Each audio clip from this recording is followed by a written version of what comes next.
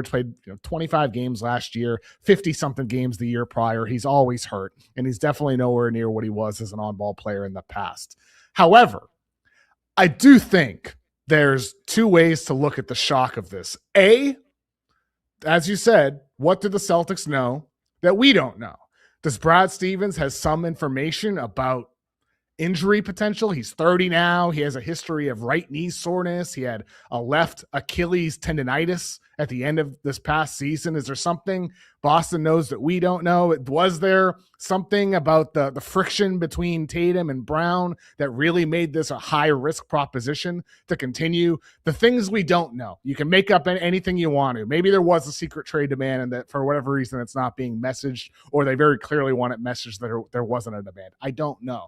There could be something there. Or B, to me, the more worrisome potential outcome of this is that this is a new owner with the Boston Celtics and Bill Chisholm, and that this could be influence here from the Chisholm side of things to cut money, to make a deal, a panic move. I don't know the specific angle, but all I know is growing up watching the Boston Celtics trade away Antoine Walker, go get Kevin Garnett and go get Ray Allen, trading away Kendrick Perkins for Jeff Green, trading away Isaiah Thomas, trading away Marcus Smart for 3 decades.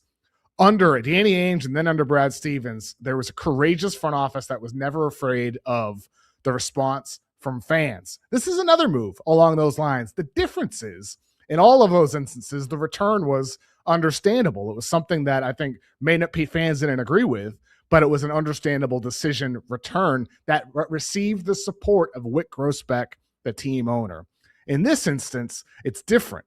It's a trade that nobody likes, but it's a trade that feels rushed, that feels premature, like they didn't take it all the way, that they may have panicked. And I wonder, perhaps, could there have been some ownership meddling here from Bill Chisholm, a new owner, worried about the declining offers, worried about Jaylen Brown making this ugly and saying, we got to just do this deal. Let's just make it happen.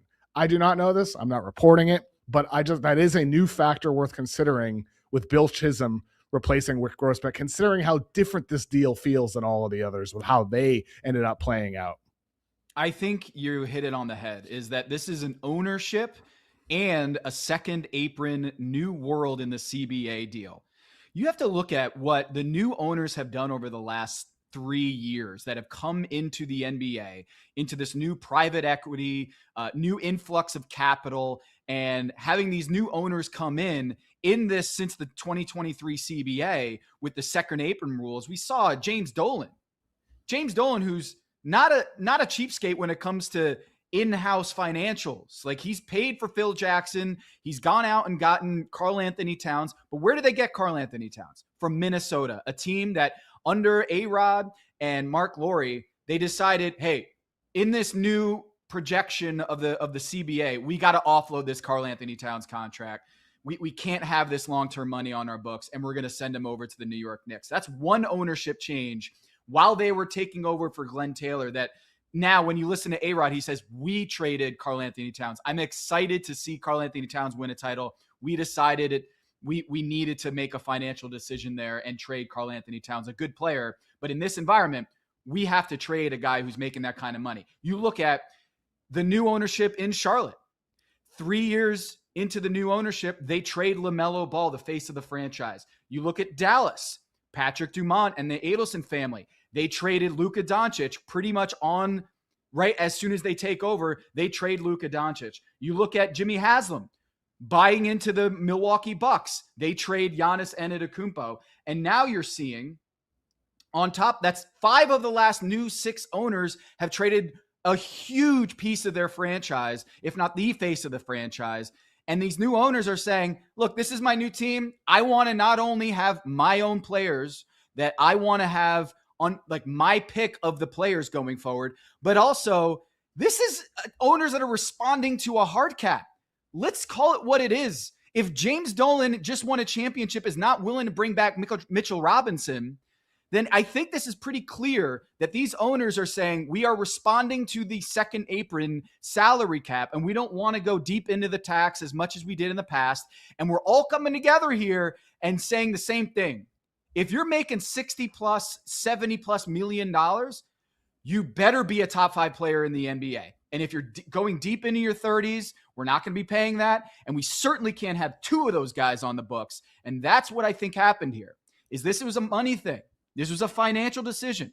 And Brad Stevens, whether it was his call or Chisholm's call, I think what happened here is Jaylen Brown's going to be making $320 million over the next 5 seasons. Because let's be honest, Jaylen Brown wants a contract extension. He can get 2 years, $140 million after this deal that pays him $180 million over 3 years. So if he's getting $180 million for the next 3 years and potentially $140 on top of that, $320 million over 5 years going to Jaylen Brown. Did the Boston Celtics want to pay that, Kevin? Absolutely not. We know that answer now that they've traded him for Paul George. They did not want to be on the hook for $70 million of Jaylen Brown at the back end of that extension. So I think this is another example of new ownership coming in and getting rid of the face of the franchise, in part because of the second apron and the supermax deals that a lot of these players are on. They did not want to pay it. And it seems like there's a pattern here. I do think you're spot on, Tom. I do think that's the pattern. And for Boston, Jaylen Brown might be in kind of that zone where he's clearly a great player, incredibly talented, but perhaps not great enough to warrant the salary that he's receiving. LaMelo Ball might be in that bucket. Devin Booker might be in that bucket. I think there's a handful of players that are earning $60+ million or on target to earn that much money that maybe you don't want to pay that much money, even though you have to pay that much money, because somebody will, clearly, as Philadelphia is willing to, at least for the next 3 years, in trading for him. And I think this could be a league-wide trend potentially. I think for Boston, obviously they were clearly willing to pay 2 guys $60+ million since they pursued Giannis Antetokounmpo, but there's a line. Clearly, there's a line. They're willing to pay a top 10 level player that much money. Jason Tatum, they perceive as that. Giannis Antetokounmpo is undoubtedly that. But Jaylen Brown, clearly Boston does not perceive as being that level of player. Here's the one thing I'll say, just to add some context to Jaylen Brown. I didn't report this in the middle of the season, but I heard this in the middle of the season, that Boston went into the 2025-26 season planning on selling high on Jaylen Brown if an offer was out there that made sense. But then plans changed. They were on a 50+ win pace. Jason Tatum was healthy enough to come back, and they knew he would come back in March. It happened, and they're like, you know what? We'll just stick with it and keep rolling this year and see what happens in the playoffs. And sometimes the plans you have end up changing. That's what happened for Boston this past season. But they went into last season with a plan like, hey, we could sell high on Jaylen this year. With Jason Tatum being out, he could be in a position where we want to be in the lottery. Let's sell high on Jaylen Brown and get a good return. And ended up that they let it go into the summer and they almost get Giannis Antetokounmpo, and then they miss and they end up not selling high, but they still sold. They still decided to get rid of Jaylen Brown for a return that pretty much everybody unanimously, except for some of the analytics extremists, believe is a negative return for Boston. So I do wonder, from the Boston side of things, I said this on my emergency pod last night, Tom, and I know you wrote about it on Yahoo Sports as well. So I look forward to talking about this point with you, because if the Celtics are proven to be in the right by making this decision, if we look back a year from now or 5 years from now and we're like, oh, wow, Brad Stevens is a genius. Brad Stevens won the deal. Why would that be? And I think you can look at the Paul George side of it. Paul George is a 40% guy on catch and shoot threes. Jaylen Brown, 35%, a better spot up shooter. You can look at last year, 25 games with Philadelphia. Paul George was the more efficient pick and roll scorer. He was the more efficient isolation scorer. Jaylen Brown was far less efficient in those play types. So they're going from a higher volume, average efficiency Jaylen Brown to a lower volume, higher efficiency Paul George. And then where is the compensation coming from with the rest of the roster? And as you wrote about on Yahoo Sports, this might be a bet on Peyton Pritchard. So, Tom, what did you find in your research about how Boston might be thinking about this move and what it could mean for the rest of the roster, absorbing that open now volume, the touches that are going to be just absent without Jaylen Brown there? Well, let me first off just mention that, Derek White is catching a lot of flack here from Brian Windhorst's comments last night in the emergency pod that he did, that Brian Windhorst is making the connecting the dots here, saying the Celtics did not feel like Jaylen had the best season on their team. They felt that Derek White had a better season. I also think you can look at Team USA. In 2024, after he won a finals MVP, who was left off the Team USA roster and who was put onto it? It was Derek White, not Jaylen Brown. And he felt a certain way about that. And Grant Hill went on the record to explain that, is that they wanted a better on-ball defender, a guy that would be playing high-energy defense. And Derek White and Drew Holiday made more sense on that front, filling a roster spot with those two guys rather than Jaylen Brown. And so you can look at this and say the Boston Celtics feel like they have a redundancy in Jaylen Brown's skill set, which is he's a high volume, high isolation guy, dribble drive guy, not a great three-point shooter. They have Jason Tatum. They had Derek White, who did not have a good three-point shooting system, but defensively much better than Jaylen Brown. And then there's Peyton Pritchard. I know he's kind of, people laugh at the notion that he could be a mini Jalen Brunson. I'm not saying he's going to be a finals MVP and an all NBA player. I'm not suggesting that. What I'm saying is when you look at the numbers and when you watch him, the guy is a bucket getter. And we saw Jalen Brunson go from a Dallas Mavericks team as a backup, could not get the right oxygen and minutes to prove that he is an all-star caliber player until he left to go to New York. And then he showed, hey, everyone thinks I'm undersized. I'm not big enough, but I got the footwork and the jump shot and the tenacity to be an all-league type player. And I think the Boston Celtics are not saying Peyton Pritchard's better than Jaylen Brown. I am not saying that. And that's what I wrote. I wrote the Celtics probably do not think that Peyton Pritchard is better than Jaylen Brown. But Peyton Pritchard's making $7 million a year, $8 million a year. He's on one of the best contracts in the league. And by the way, in the games in which Jaylen Brown did not play, Peyton Pritchard was an all-league level, statistically, all-league level player, averaging 25 points a game, 7 assists, and 5 rebounds in those 10 games last year. And he was a sixth man of the year 2 years ago. And the numbers don't lie when it comes to Peyton Pritchard's potential to break out next season. When he is playing outside of Jaylen Brown, he's absolutely scoring 20, 25 points per 36 minutes. He's a bucket getter. And Jaylen Brown is making more in 1 month next season than Peyton Pritchard will make in the entire season. Crazy. So $7 million next year for Peyton Pritchard. Just a tiny fraction of what he'd get on the open market.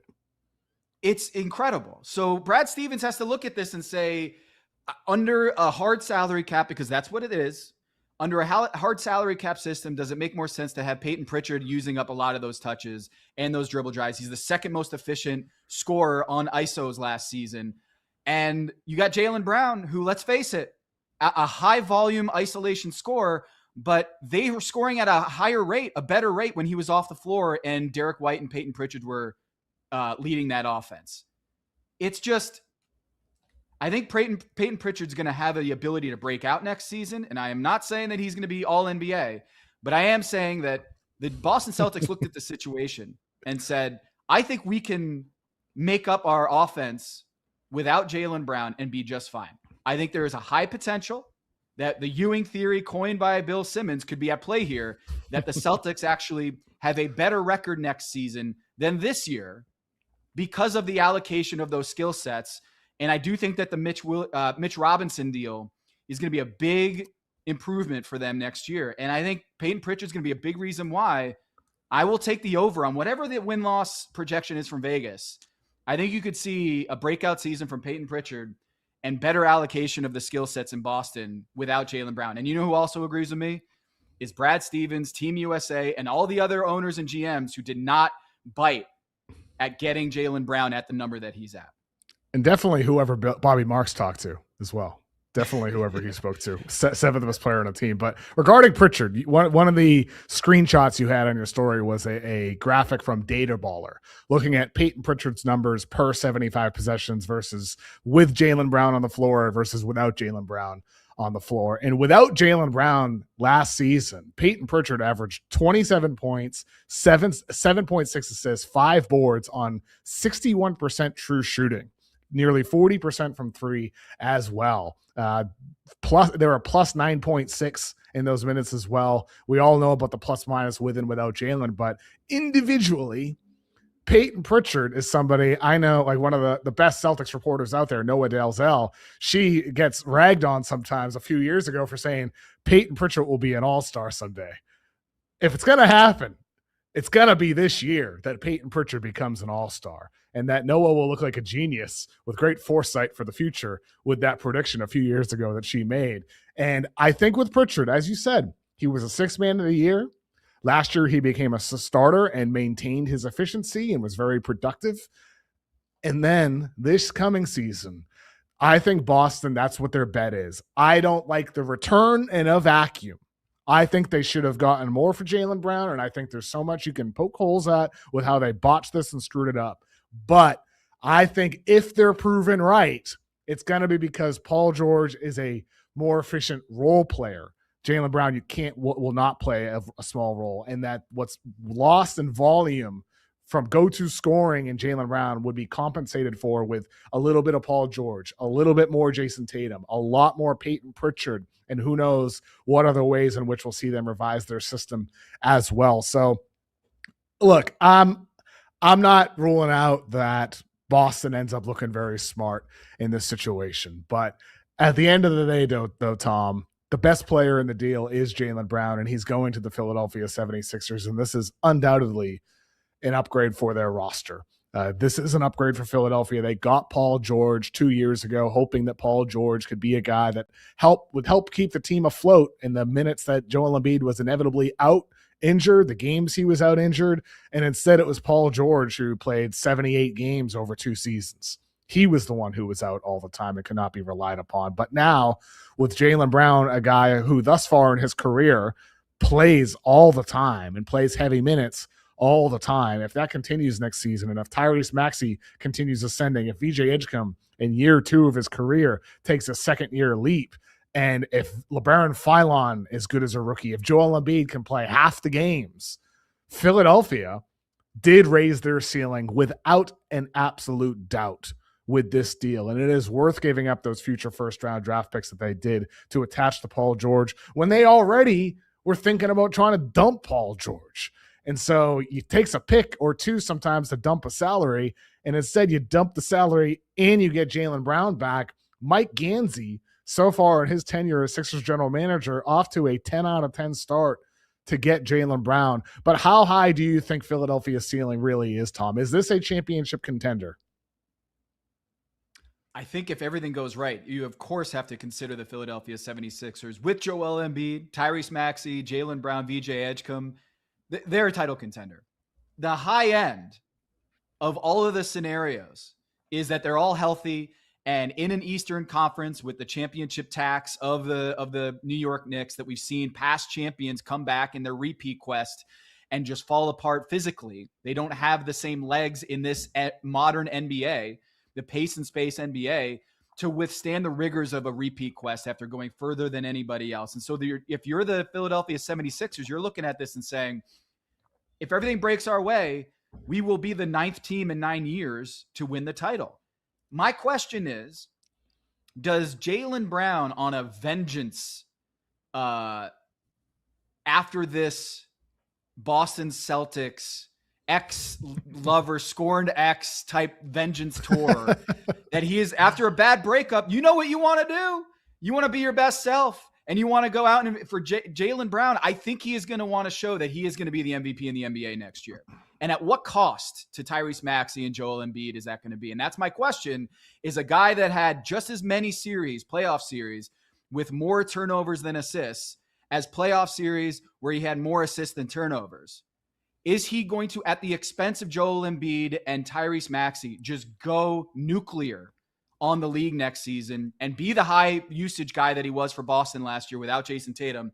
And that's what, to me, is the most interesting aspect of this, is what Jaylen Brown are we going to get next season? Because he missed the most twos per game in the NBA last year, high volume, low efficiency, and coming into a team that with Joel Embiid and Paul George out for half the season, they needed every bit of Tyrese Maxey healthy and being the engine of that offense. But now, when you got a rising, ascendant VJ Edgecombe, who's way past what I think even the highest and biggest supporters of VJ Edgecombe coming into the draft expected him to be last year, and Tyrese Maxey, who's, in my opinion, a better engine for your offense, both in an efficiency standpoint and a playmaking standpoint than Jaylen Brown. Is Jaylen Brown going to be... Should have been all NBA. I had him all NBA over Jalen Brunson. I'm a dope, though. Don't listen to me.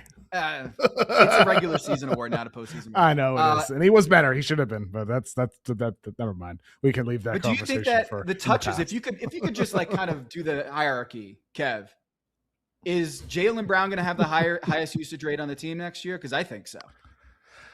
Yeah, probably. I'd say probably. I look, it shouldn't come at the expense of Tyrese Maxey, who is on a real ascent. I mean, he was 28 points per game last year, 37% from three, and a very high volume off the dribble, an improving assist to turnover ratio. He's improving as a creator every single season. So no, it shouldn't come at the expense of Maxey. But I do think, if anything, should this come at the expense of Joel Embiid? Should Embiid take a severe back seat here and make it about Maxey, Brown, and Edgecombe, and Embiid instead becomes more of like a finisher, like just really, really wrap him up in the bubble wrap starting in October, more so than they already do. But like and I mean not just in terms of games missed, but I mean in terms of shots taken. He was at 18 shots per game last year and 32 minutes per game. Bring that down to like 12. That's what I'm thinking about with Joel Embiid, to like just really, really keep him as healthy as possible and minimize the load on him. I don't know. It's a good problem to have. Let me just say is it a good problem, or are they too top heavy, Tom? Or is it really a good problem to have? They have no depth. I think their bench sucks. Dean Wade is not the 3-point shooter they need. Jaylen Brown is not the 3-point shooter they need. They need shooters around Joel Embiid. If Joel Embiid is going to be healthy, they need shooters around them to really put pressure on defenses to put two on Joel. The two big acquisitions there are not going to be 3-point spacers around Joel Embiid. Now, if Embiid is healthy, again, the only way that this works is if Embiid's healthy. They're not going to be a title contender or an East title contender without Joel Embiid. It's just not. You don't trust Adem Bona? You don't trust Bona? I don't. I don't. Maybe if they brought back Kelly Oubre, then I'd be like, yeah. This. Look, man. The reason why I tweeted this last night in the aftermath of the deal, I didn't like the deal for both sides, is because I feel like Boston should have just sat this out and just tried to make this work with Jaylen. And I didn't think they should have traded Jaylen at that return. On the Philly side, I just worry that the fit is not great. And I think people are caught up in that the asking price for Jaylen in terms of assets is such that in a vacuum, you do that deal.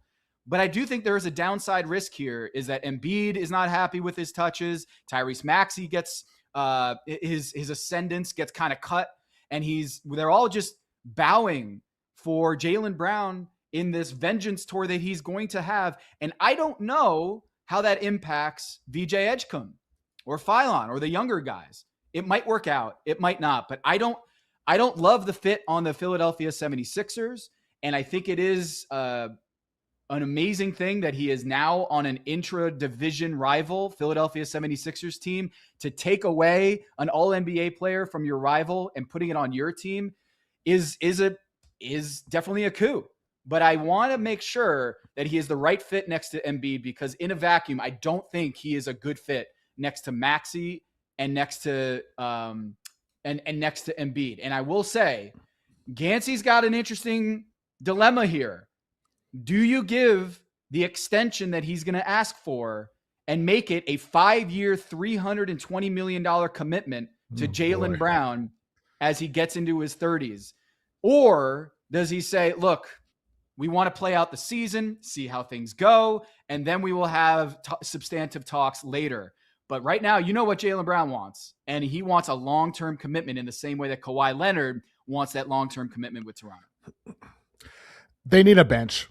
That's one thing I do worry about with Philadelphia. I love the potential of their top end. I think, as Eric said in the live chat, there could be a hierarchy issue with what Philly has with this current roster at the top. And as you're talking about, Tom, when it comes to what version of Jaylen Brown are you going to get, and who does that take away from?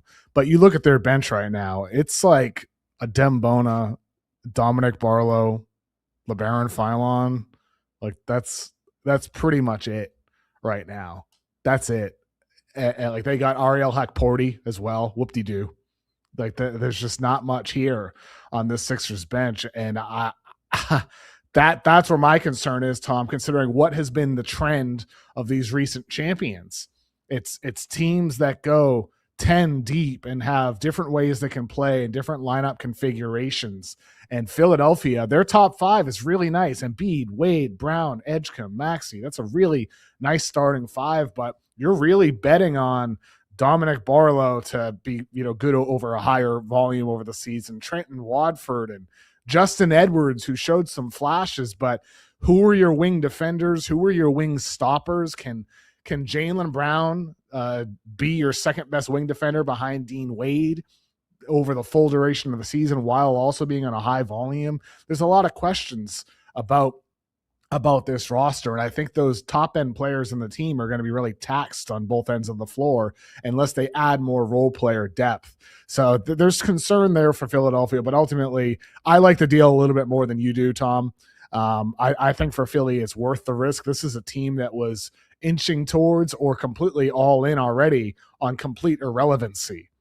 And Jaylen Brown makes the Sixers a more relevant team, a team that has a chance, that you feel better about what their floor can be because of what Jaylen Brown can do, leading the Celtics to 56 wins last year, but also what he can do instead of Paul George, the always absent Paul George. But it also raises their ceiling, considering we know what Jaylen Brown is capable of on the biggest stage as a former Finals MVP. And so I think it both raises their floor and their ceiling, and it's worth giving up those 2 future first-round draft picks, the 2031 unprotected from Philadelphia and the 2028 complicated. It's kind of the Clippers first. It's kind of the Sixers first, depending on what's better. It's not quite a swap, but it is a swap. But Boston wouldn't have to give anything out. It's more like the best of Philly or the Clippers first that they're getting, and that could be high value.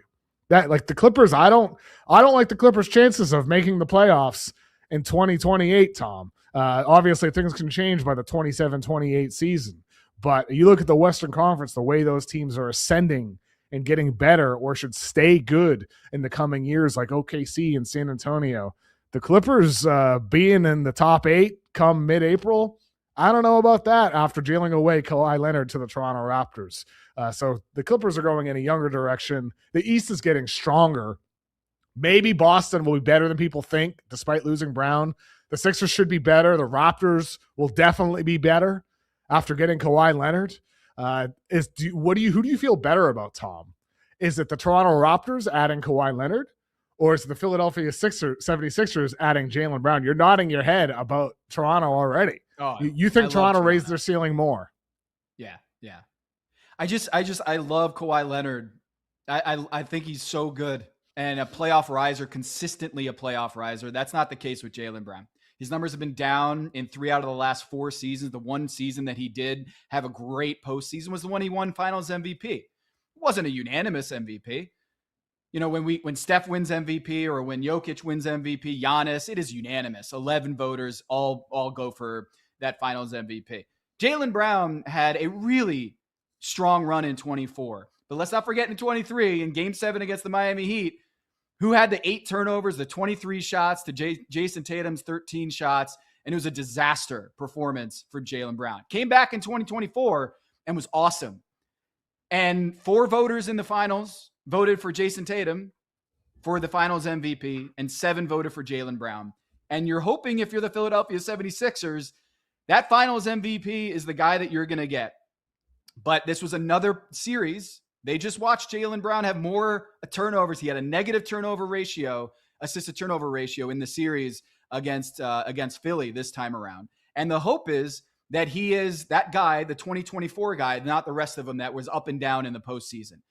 Now, on Kawhi Leonard, I just think that if you're trying to win a championship or win in the East, they've got so many dogs on that team. They got Colin Murray-Boyles, they got Scotty Barnes, they got Kawhi Leonard, and now this Alan Graves kid from Santa Clara who projects as just a defensive menace that, yeah, he's a rookie. He's not going to be a championship contributor right away. Dylan Harper is an anomaly. That's an exception to the rule.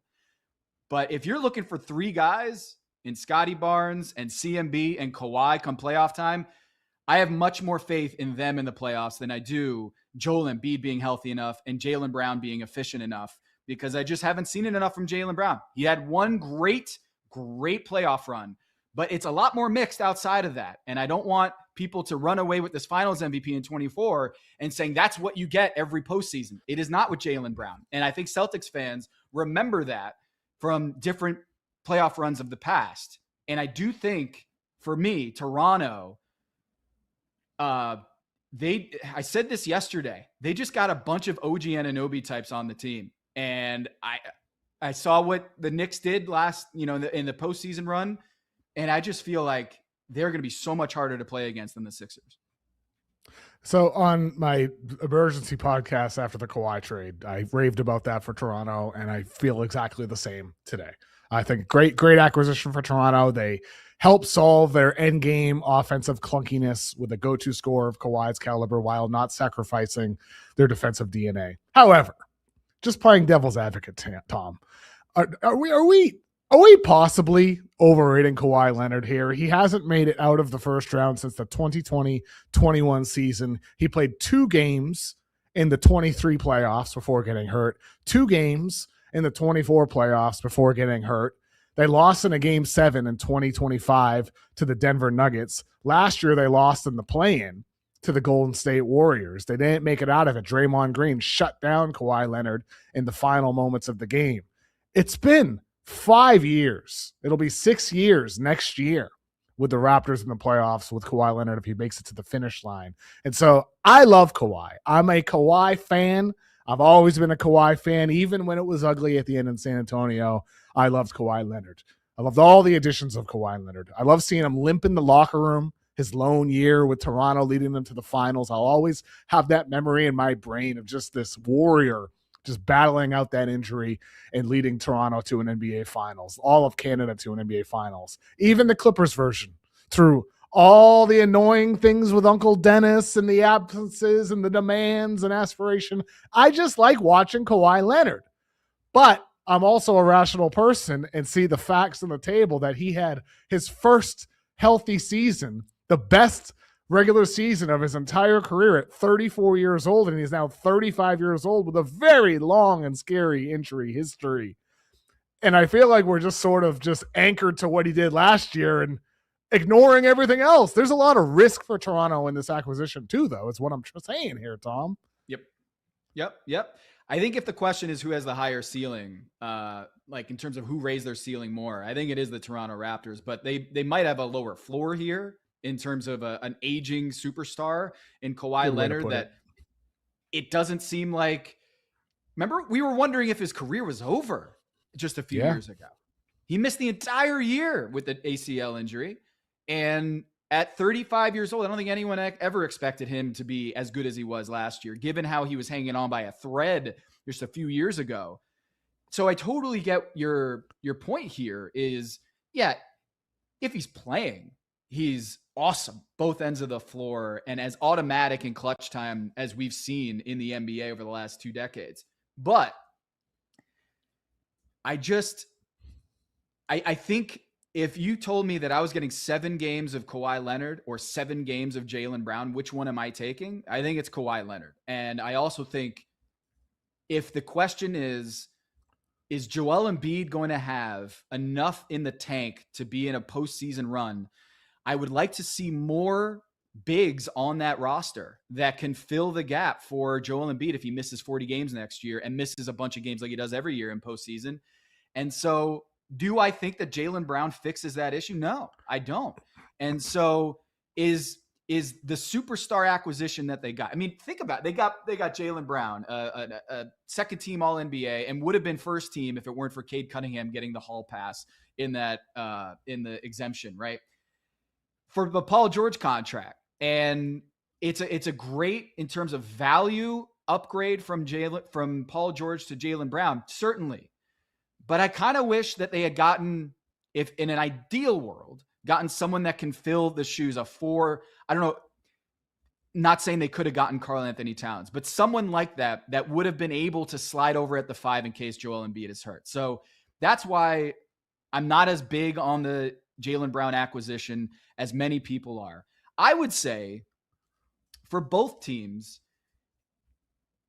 maybe if I go with the Boston Celtics, if I was putting a grade on this, it'd be like a C+. If I was the 76ers, it's probably a B-. I don't love the either deal. But if you're telling me it's Paul George over the next 2 years or Jaylen Brown over the next 3 years at that number, I'm like, okay, I do that deal, especially with the draft capital. But Kev, if it's 5 years of $320 million to Jaylen Brown, I don't love that. I don't love that. And that's what really this is all about, is do you think that Jaylen Brown is going to be a top 5 player in the NBA over the next 5 years? Because he's going to be paid like it. And that was the decision from Brad Stevens. We don't think we're willing to pay that. And Mike Yancey has to answer that question, because $320 million is what Jaylen Brown wants. It's a lot of money. It's a lot of money. That 2028 pick, I want to tie this all together with the Clippers-Raptors deal and the Celtics-Sixers deal. The Celtics get this 2028 first-round pick from Philadelphia. That is a Sixers pick if it lands in the top 8. And if it doesn't, it could be the best of the Clippers or Sixers pick. In all likelihood, that would be the Clippers pick. I would imagine during the 27-28 season, the Sixers make the playoffs in the Eastern Conference. I would imagine during the 27-28 season, the Clippers don't make the playoffs, because you look at the Western Conference, so not this season, but next season, I'd imagine OKC will still be better. San Antonio will still be better. The Wolves with Ant, the Nuggets with Jokic, the Lakers with Luka. That's 5 teams already. I'd imagine that the Blazers on the up and up will be better. I'd imagine the Mavericks with Cooper Flag ascending will be better. That's 7 teams.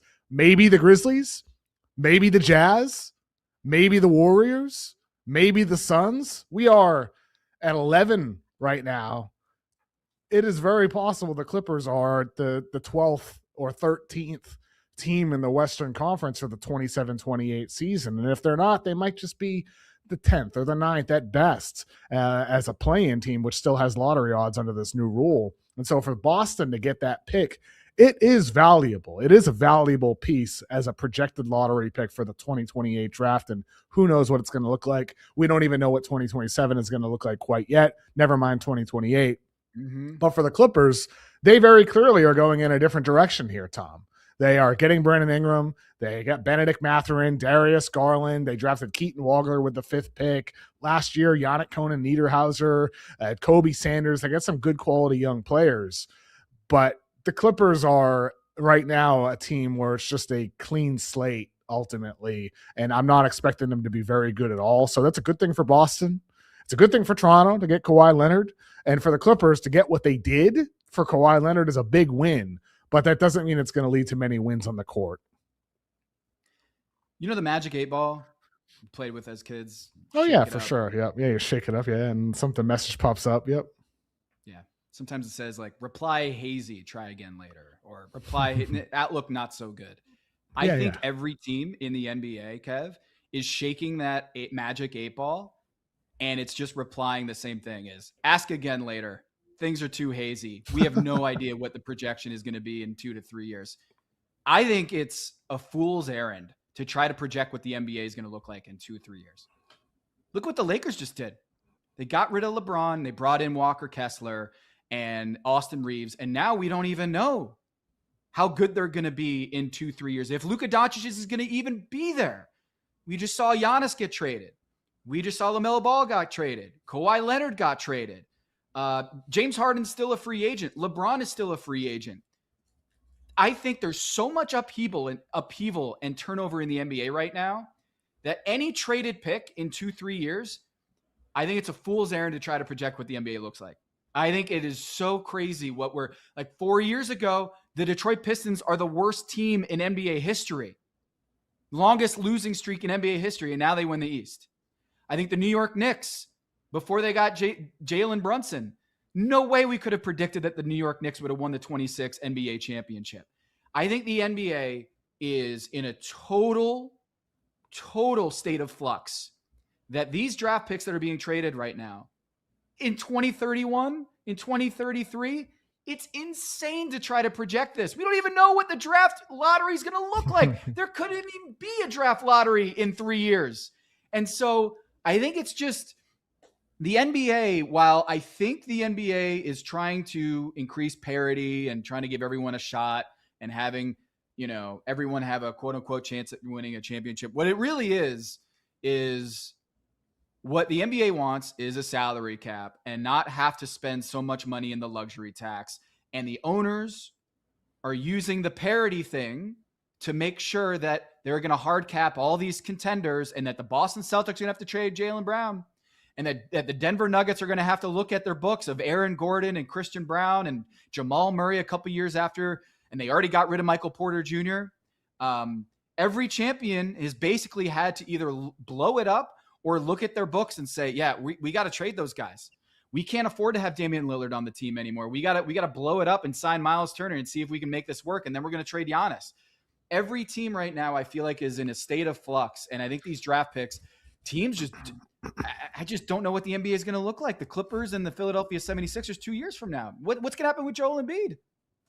It's impossible to know. To your point, Tom, it's impossible. It's like I make that prediction, but I don't know. I have no idea. Like, there's injuries that could happen. There's unexpected trades. The Clippers could trade for a star player who becomes available and be at the top of the West. Who knows? It's impossible. I didn't even mention the Rockets in that little group. They could be better. They could be way worse. I don't know how that's going to unfold. So it's impossible to predict. All I know is that I would bet on the Clippers to not be a top team by 27, 28, but they also have no incentive to be at the bottom of the standings either, considering they don't have their own draft picks. So we'll see what happens with all that. You mentioned LeBron, Tom.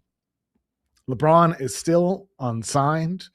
He's got a wandering eye. He's looking around. He's reviewing his options. He's looking at Golden State. He's looking at Cleveland. He's looking at Miami. There's been reporting out of Denver and Minnesota and Philadelphia that those teams inquired about LeBron James. I wrote something on Yahoo Sports yesterday. I ranked all 29 potential destinations for LeBron James. And my top teams were Golden State. I had Minnesota up there, Cleveland, Denver, Miami, the usual suspects. They're the ones that scored highly on my rankings, and also the ones who happened to be in this conversation for him. And one little note I had in there was, according to my league sources, LeBron James has had discussions about filming this entire season for either a documentary or a series that would run throughout the year. And there's the possibility of him doing live streaming throughout the year as well, attached to the season. It may suggest that this is a farewell season, but like with many great artists and bands over the years, sometimes they have multiple farewell tours. There's one farewell tour, then there's another farewell tour, then another farewell tour, and another farewell tour. So I don't know, it necessarily suggests anything about this being the final year for LeBron James. If he goes to Cleveland, I'd imagine that would increase that probability. But for LeBron, have you heard anything about this, Tom, with him, where he could go? Do you have any sense of what he could do, or what do you think he should do if you don't really have any idea on the former question? Yeah, given your reporting, I think it only confirms my belief that it's going to be Cleveland. I think it's going to be Cleveland.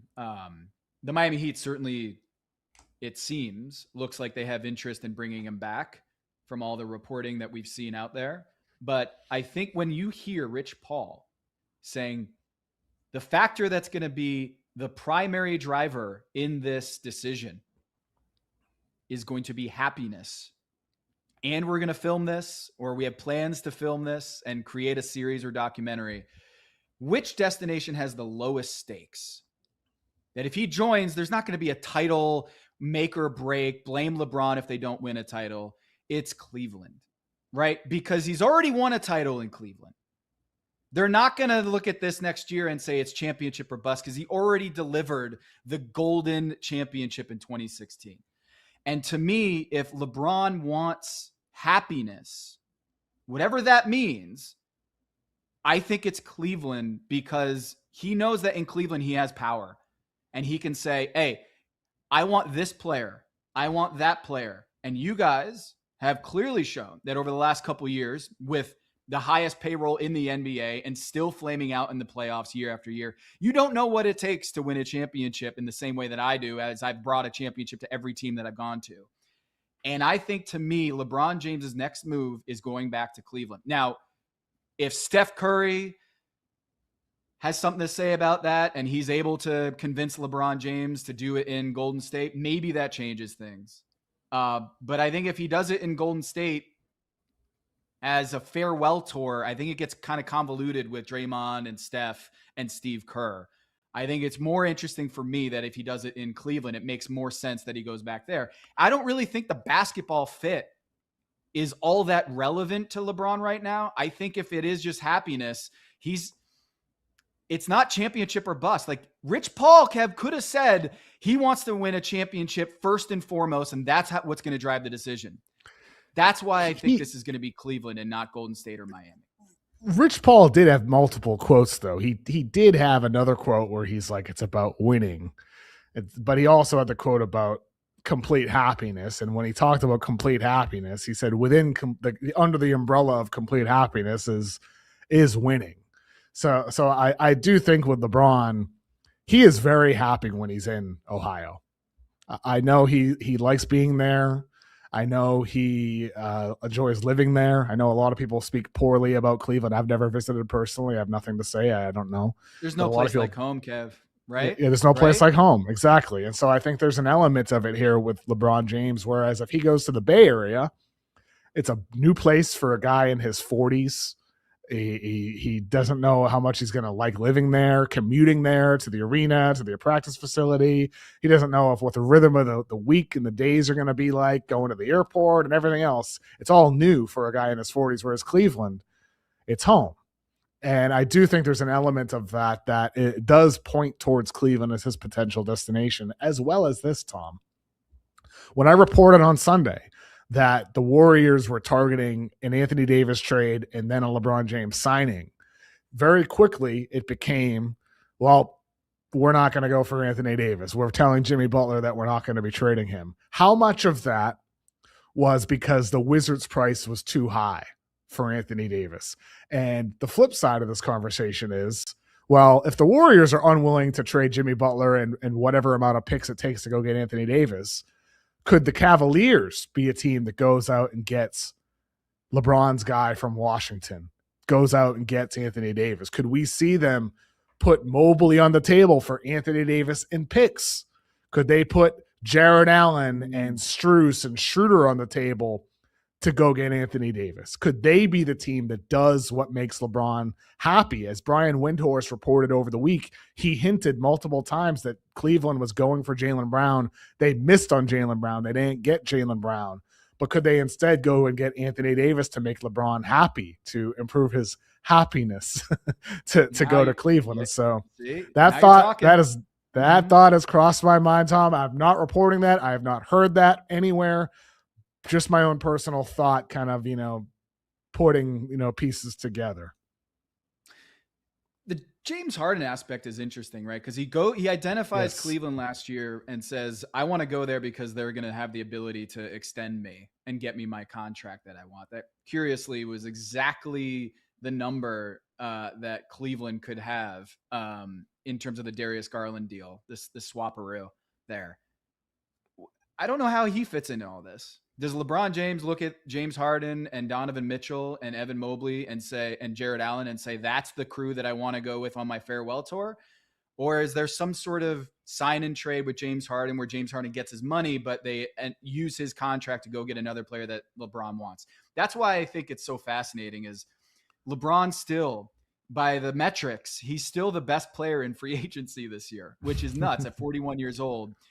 Estimated plus minus has this projection of your value, on-court value, or on-court impact. And it is as good as any free agent this year, including Jalen Duren. And so if you're Rich Paul, you're like, hey, this isn't just a Hallmark movie that you're acquiring. It's also a guy who averaged, 27, 7, and 7 last year, and was all-star, all NBA level when he did play, but didn't make the requirement to be eligible.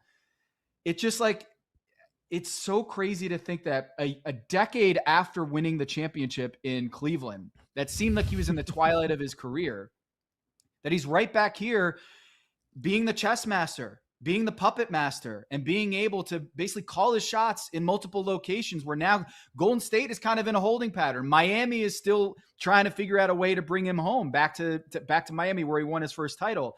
It's just, it speaks to LeBron's greatness and his power that he's still at this age, even though he's not in LA, he's very much at the controls of free agency. Absolutely is, and clearly still has the power to push a team to do something for him. We'll see with Cleveland with what happens there. But if they were in on Jaylen Brown, and they were willing to put Mobley on the table to get Jaylen Brown, or if they were willing to put Allen and other pieces on the table to go get Jaylen Brown, what else are they willing to do? Right? Is it something for AD? Is it something involving flipping James Harden? Because I'll tell you what, from a pure basketball standpoint, I don't love the fit with Mitchell and Harden and LeBron. I think it's a little bit too much of your turn, my turn with Cleveland. And I have some concerns with how those guys would fit together, particularly with Harden, with his style of play. And I'm a James Harden guy, but I don't love that fit necessarily. I don't. I do think it would take the workload off LeBron a bit, though, Tom. We did see him show a willingness to be the third wheel behind Luka Doncic and Austin Reeves, so perhaps he would be okay with that. But then that creates a whole different set of issues because LeBron, his shot fell off last year playing next to those guys. LeBron, with a lower volume role, only shot 32% from three, one of the lowest marks of his entire career. So that would need to improve dramatically. So I'd have my concerns with the fit there. Who's your wing stopper as well? You lost Dean Wade. There's some concerns there with that Cleveland roster, but who knows? He might just want to go home because, as you said, there is no place like home, and maybe that's what he ends up doing. Nonetheless, that all reports are he's in no hurry to make a decision. We'll see what happens there. But a couple other loose notes. Kelly Eco over at Yahoo Sports, our colleague, said DeMar DeRozan wants to accelerate his exit from the Sacramento Kings. Things are interesting there with Sacramento. There's been the reporting around Domantas Sabonis possibly wants to play for a winning team as well. The Kings have interest in Jalen Duren. I've reported that the Pistons have no interest in signing and trading Jalen Duren. I think there's a threshold, a number where they would be willing. And we saw Walker Kessler, of course, go for a lot. But with the Kings, things are interesting. With Sacramento possibly making some moves and having interest in Jalen Duren with the Detroit Pistons. Yeah, do they just buy out or not buy out DeMar DeRozan? He has a non-guarantee for this season and just say, hey, it's been real. Go sign wherever you want. And I think that might be a potential for Miami, is a guy that Miami could use, another wing scorer, and a guy who can not distribute and play make at this stage of his career, but a guy, another veteran that they can look at, like, we're just buying low on DeMar DeRozan and trying to go at this with the kind of cap space deficit that they have. They don't have a lot of wiggle room to add. And I wonder if DeMar DeRozan is a Tim Hardaway Jr., Davion Mitchell, Pelle Larsson, a guy that fits there, not as a 3-point shooter next to Giannis and Bam, but a guy off the bench that can be your scorer and to keep, things afloat as they deal with a lot of wing scoring issues there in Miami. I think Domantas Sabonis and Zach LaVine, this is the problem in today's NBA, is the contracts for those two guys are so prohibitive that when you're dealing in an apron world, how many teams are willing to take on that salary? This isn't LaMelo Ball, where a team sees the high upside of LaMelo Ball and they're going to go and strike on a deal with LaMelo Ball for Minnesota. I think it's a lot trickier with Sabonis, and the lack of defense, the lack of shooting. It's not a great fit. And for all the teams that are loading up this year, I don't see where Sabonis goes. Like, I could talk myself into now that Detroit has lost a couple pieces off their 60-win team next year, do they go try to get Zach LaVine and figure out a way to bring in a high-level shooter and not have to be a high-usage guy? Does he become a piece that the Detroit Pistons look at and bringing in on an expiring deal? But the contracts are so crazy for both of those guys. I know it's tough. And plus, like if you were to sign and trade Jaylen Brown, you'd be dealing with base year compensation, which complicates the number going out versus the numbers going in a deal, which we don't need to get into unless it becomes a reality.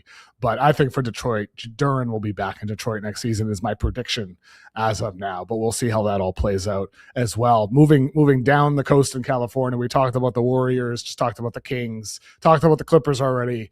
The Lakers had a big Wednesday as well. LeBron out. In is Colin Sexton, Mamu, Grimes, and Walker Kessler.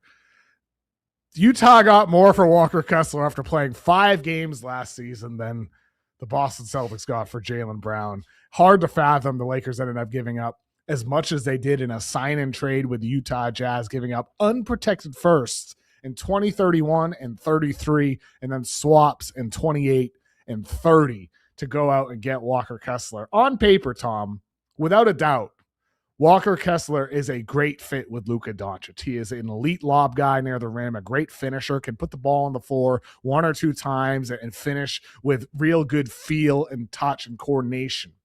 Last year with Utah, he's a guy since he was in high school, has always tried to be a guy who shoots threes. Last year, he started to make threes on only 5 games. Only 5 games, not going to overreact, but he shot well from 3, shot well from the free throw line. Maybe that sustains. Maybe that doesn't. We'll see how it plays out. And the reason why he's getting paid the big money, 4 years, $130 million, is because of his defense. He's a really talented rim protector, really big, going to help the Lakers out in a big, big, big way with his rim protection. But giving up everything that you did and now not having the ability to trade other future first-round draft picks outright on a team that right now still doesn't really have a wing stopper. Who is their wing on this team? Who is their OG Anunoby? Who is their guy that can do that? They don't have it. And so I do worry about this Lakers roster being just a very fun regular season team, but not a team that actually has championship aspirations come middle of April. I'm not saying we're on Luka watch yet, but this is a really, really all-in move for Walker Kessler because they don't have control or any tradable first-round picks going forward. I have that correct, right, Kev? That this is none. At this point, they're cornered. Yep, they're done. And you're right. They don't have a filled out roster. They got a big 3 here with Austin Reeves and Luka and Walker Kessler. But if this doesn't work out, the Lakers don't have a real pivot point. Besides, we're the Lakers and we always get superstars. And we saw LeBron, how that did not work out, and he decided he wanted to go elsewhere. And it wasn't even on a, hey, I'll take the minimum to be back. Let's reload around Luka and I'll take a backseat. No, he's like, I'm out of here. And again, the new ownership that is coming in and essentially saying, yeah, let's go. I don't know whether this is Pelinka or someone else is saying, let's put all our chips in Walker Kessler, who played 5 games last year and fits the prototype as a lob threat, as a high-level rim protector, defender. He's not a perimeter defender that can switch on to other guys. You want more of those. I feel like Daniel Gafford and Derek Lively were better at that than Walker Kessler can be. But this is a very, very thin roster right now. And if you're Luka Doncic, we always talk about Anthony Edwards, right? Like he might be the next disgruntled superstar in the next couple years. But I wouldn't rule out that Luka Doncic after this summer, I would not rule out the chances that Luka Doncic decides this ain't it. Austin Reeves and Walker Kessler are not the championship material that I need. And I'm not saying he's going to ask out in LA anytime soon, but they've got a lot of work to do, Kev, before they can convince Luka Doncic that he can win a championship in LA. I think it's scary. I mean, we're obviously not quite there yet, to your point, just like we're not there yet with Anthony Edwards but like we're nearing the point that it becomes a conversation if things don't get better this season, or it's very clear that they don't have a path to being a championship contender. Because I think with Jake LaRavia, Quentin Grimes, Cameron Carr, Jared Vanderbilt, Bronny James, those aren't wing defenders that are up to the level necessary in today's NBA to be true wing stoppers. And I like the names on paper that they got. I like Colin Sexton. I think he's a good spark plug guard. Quentin Grimes is a nice, like, up and down wing. Sometimes he has some good games for you off the bench. Sometimes he goes cold, but like you ride those highs. Mamu, I think, is one of the more underrated players in all of the NBA, a do-it-all guy that can play the 4 for them. I like Mamu.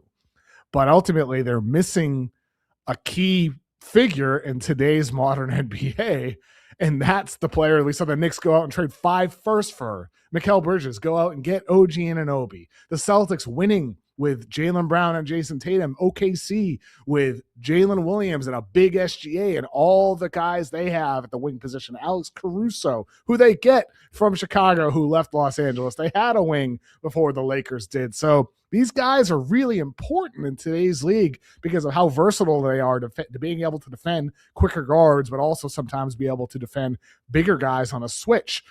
And I don't trust that Lakers team defensively around Walker Kessler, and I've got some concerns there. We'll see if they make other moves. We'll see, but I don't love the way that way is trending. Another move that I didn't like yesterday, Tom, the Nuggets signing Marvin Bagley. I think the conspiracy theorists might be onto something. They just want to inflate the on-off differential for Nikola Jokic in signing these guys. That's what it is. Bagley is okay. He's okay, and I think the conspiracy theorists might be onto something with these decisions. Marvin Bagley, yes. Wow, it's a thing. I love this. Keep your third eye open. They're getting purposely bad backups for Jokic so that it inflates his on-off splits. It's amazing. Yeah. What else was yesterday? John Collins to the Pistons. Tobias Harris. You had a strong take on Tobias going to San Antonio, the second leading scorer on the Detroit Pistons, a team that won 60 games and oftentimes in the playoffs was their best scorer on the wing. Guy is, as Bomani Jones called it, Mr. Bankman, just like the guy who's had $320 million on his payroll, like over his NBA career, signs with the San Antonio Spurs that were a couple games or a couple mind melts away from winning a championship. I don't hate the move, but you're right in that it's not, they already have Harrison Barnes, who does a lot of the similar things that Tobias Harris does. But he did cash in after a good postseason run. Yeah, he had a great postseason run, 7 straight games of 20 points. And then by the end of the series, he looked like more like the Tobias Harris that Philadelphia fans learned to hate over his 6 years there. And Tobias Harris is getting attacked, targeted defensively, doesn't make quick enough decisions with the ball in his hands, not a high volume shooter, not a high efficiency shooter as well, helping off him, clogging the paint for the Pistons. Tobias Harris is a very solid player, but if this is how you're dedicating your mid-level exception, I don't love it for San Antonio. I also don't love the fact that now adding Tobias Harris means that you're going to be taking away important minutes for development and experience from Carter Bryant, a guy that I really believe in as somebody who can be an elite wing stopper, a guy who brings size, who has the ability to be a lob threat, who plays within his role and makes quick decisions. I think Carter Bryant is the guy that you want to truly invest in. And if Carter Bryant becomes that guy, great. Like maybe you just flip Tobias Harris and you trade him, $15 million tradable salary. Maybe you trade away Keldon Johnson, whatever the deal is. Maybe then Carter Bryant becomes the guy anyway. But I do not love the Tobias Harris acquisition. Going back to his time in Detroit the first time years ago, I was never the biggest fan of Tobias Harris. And at this point now, after his time with the Clippers, with the Sixers, with the Pistons, it's just he's okay. He's okay. And I feel like Spurs fans are almost overreacting to how tough of a postseason Keldon Johnson had. Keldon Johnson was the 6th man of the year. And this was his first postseason experience with the San Antonio Spurs, and it wasn't great. But like, let's not act like Keldon Johnson didn't have a great regular season, and it wasn't great for him. But like, I don't want Mitch Johnson feeling like he's going to give his old wily veteran Tobias Harris minutes. Just like I don't want the Pistons last year. Pistons fans were telling me, "Oh, we can't trade Tobias Harris. We can't trade Harris. He's our veteran leader." Of course you could trade Tobias Harris. What are we talking about? And I worry that the same thing could happen with Mitch Johnson, who has already shown symptoms of favoring his vets with the way he handled De'Aaron Fox last year. So I think there's risk here with San Antonio. I'd love to be wrong. I'd love to see Wemby hoist the trophy in a year, but I don't love that addition for San Antonio, no. Yeah, as good as he was for that stretch, Tobias Harris, 29% from three in the Orlando series, and then 29.6% from three against Cleveland. Exactly. So not the first time either. No, career 34% three-point shooter in the playoffs. So yep. He projects as an elite catch and shoot guy, Rashard Lewis type, but he's not that guy. So it's a swing for the San Antonio Spurs. They needed size at the 4 position. Obviously, Julian Champagnie and Devin Vassell played that position admirably as undersized 4s. Harrison Barnes was, Harrison Barnes at the end of his career wasn't able to pitch in as much as he might have otherwise and earlier in his career. But I didn't, OKC, I think Adai Mara, as we've talked about, that acquisition on draft night was so important for what they're trying to do against the San Antonio Spurs and reloading for next year. The San Antonio Spurs, Oklahoma City, New York, they basically stood pat outside of that. And I think every team is going to come for those 3 teams. Like the favorites, OKC, San Antonio, and New York. I think this upcoming season is as uncertain and volatile and high variance as I can remember in recent years. Any of those 3 teams can win, and then you can make a list of 4 other teams that I would be like, yeah, I could see Giannis somehow going on this incredible run, the best defense in the NBA, and they make these trade deadline pickups and they end up winning the whole thing next year under Eric Spoelstra. I could see that. I could see the Toronto Raptors. Kawhi Leonard delivers again. The Philadelphia 76ers just got Jaylen Brown with Tyrese Maxey, VJ Edgecombe, who might have been the best rookie last season. And now they got Joel Embiid healthy. Yeah, you could talk me into that. Houston, we'll see. But all of these, I did want to bring this up, actually. Houston not getting in the Jaylen Brown business. There are teams that could have gotten in the Jaylen Brown business and decided not to. And then you have the Team USA aspect. And then you have Brad Stevens trying to get something for Jaylen Brown. Is Houston the most interesting snub of Jaylen Brown? I just feel like that would have been the move. A guy who can be a floor raiser. How much Jaylen Brown could have impacted their half-court offense in the postseason. Yes, KD changes that tremendously if he's healthy in this series in this most recent season. But I just feel like Jaylen Brown, to me, is more of a floor raiser for a team that needs instant offense rather than a ceiling raiser for a team like Philadelphia. And I'm surprised that Houston didn't go for that. And maybe that's indicative of Ime Udoka doesn't think Jaylen Brown is that guy for them. Because if Ime Udoka believed in Jaylen Brown, I feel like he would have been a Rocket.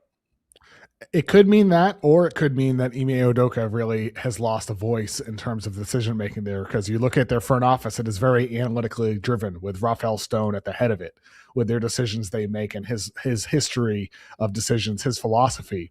Very analytically driven. So if Jaylen Brown is not a top 40 player or a top 60 player on some analytics metrics, where does he rank for the Houston Rockets? Maybe he is perceived as somebody that is overrated as a player. And so maybe Houston was the front office was driving that decision, even if Ime may have wanted it or may have not wanted it. If the coach also didn't want it, I do think that would be quite telling.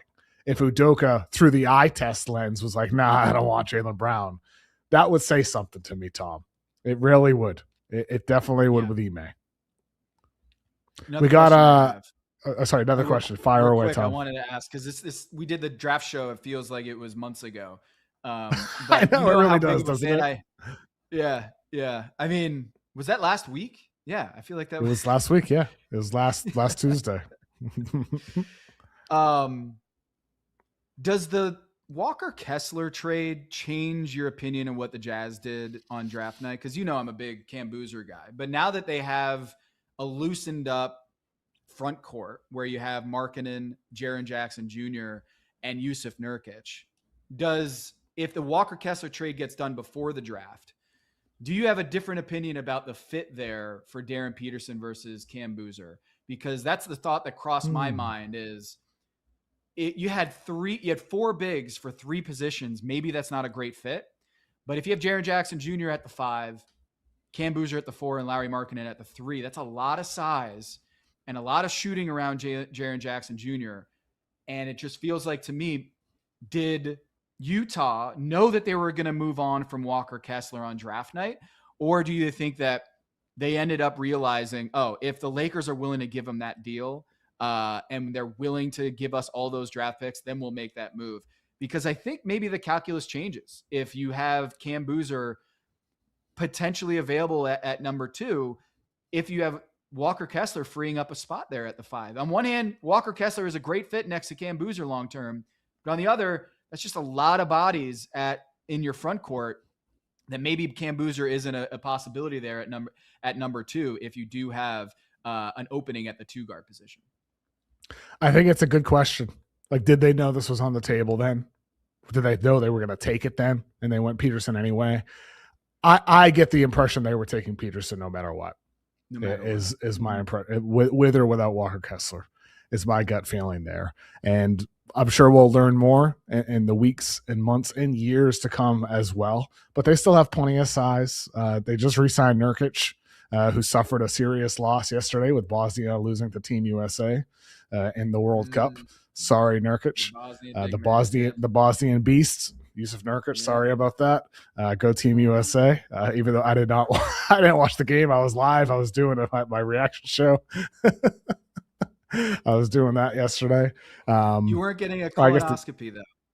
No, I wasn't getting a colonoscopy like Bill Simmons. I wasn't doing that. But I am looking forward to very much seeing Darren Peterson and all these rookies play in NBA Summer League. Got to get my tickets on NBA for the NBA Summer League on Game Time, the Game Time app. Be sure to pick up your Summer League tickets there or any concert tickets you need for the summer. And one thing we are going to see in Summer League, Tom, is something new. News broke during our recording at NBA PR. NBA Communications posted on X. The 1 free throw rule will be tested at the upcoming NBA Summer League. So with this rule, any foul that would typically result in 1, 2, or 3 free throws under standard NBA rules will instead result in a single free throw attempt. That attempt will be worth the same total number of points as the free throw it replaces. Standard NBA free throw rules will apply during the last 2 timeouts of the 4th quarter and throughout overtime. They also note the NBA G League has used this rule since the 2019-20 season to improve game flow. So the NBA is going to be experimenting with this during Summer League, and I am in favor of anything that improves game flow. I think it makes free throws feel like they matter more when there's only one of them instead of 2 of them. Granted, it goes back to the standard way in the last 2 minutes of games, as they noted. But hey, I'm open to experimentation. I'm looking forward to seeing this during Summer League, Tom. It's going to be making for quicker games, that's for sure. They're going to lose some advertisers. And as someone who was on the Blazers broadcast the last 3 years, that's my time to shine is during the free throws, man. Oh, no, it's a stoppage and play where I can talk and I have basically cleared the floor. Clear me out. I got a high usage play. I'm going one-on-one on the mic. That's when I shine is those 2 free throws. But all seriousness, I think I like this on paper, but in application, I'm worried, Kev. I'm worried about the physical downside of this rule. Here's what I mean by that. If you play basketball, you know that if a free throw happens, everyone gets a break. It's basically a timeout. If a shooting foul happens, people put their hands on their knees and they get a breather. And we see this with Giannis and we see this with Wemby, is that those 2 free throws are basically timeouts to recharge the batteries. I think a downstream negative externality of this new rule, if they implement it at the NBA level, I do worry that we're going to see more DNP rests and more resting for NBA players, superstars. Oh, no. Because now the game... Please, no, Tom. Not more of that. I'm telling you, these breaks, the free throws are basically a way for them to recharge their batteries. And if they're only getting 1 free throw instead of 3 free throws in the instance of a fouled 3-point shot, I think these guys are going to be a lot more fatigued. And I think on paper, I like this idea that we need to get rid of as many things that take away from the players playing in high level, up and down flow. Basketball is jazz. Shout out to Coach Thorpe. But on the other hand, I feel like if we thought that Wemby playing 28 minutes a game is an anomaly, I think it could be even lower than that next year if we have something like this. We'll see what happens. We'll see what happens. Tom, thank you so much for joining me today, man. We'll also see what happens at NBA free agency. There's still so much to shake out after so much has happened already. Tom, have a good day, man. Have a good weekend. Any fun plans for the 4th? Anything you're going to get going on? Yeah, we got a big festival going to the fireworks on Saturday, and it's going to be great. The kids are excited. The summer's here, and it's going to be hot in North Carolina, man. So we're going to try to find a pool and be able to cool off. But happy 4th to everybody, and very excited to watch Monday night Team USA. It's going to be a great time to be a sports fan in America, and I'm very excited about the prospects of you and I joining the heat index at Yahoo when LeBron James goes down in I'm just kidding. We got to find out where he goes, but it's going to be a whole new experience here in the next. I don't know when this marathon of LeBron watch is going to end, but hopefully this time next week we have more clarity on that. Well, if you need tickets to Monday's Team USA game or to NBA Summer League, be sure to check out the Game Time app. That's where I'll be getting my Summer League tickets. Tom, thank you so much for joining me today. Everybody, happy 4th of July if you're in the United States listening to today's podcast, and have a good weekend, everybody else. Enjoy NBA free agency. Talk to you later.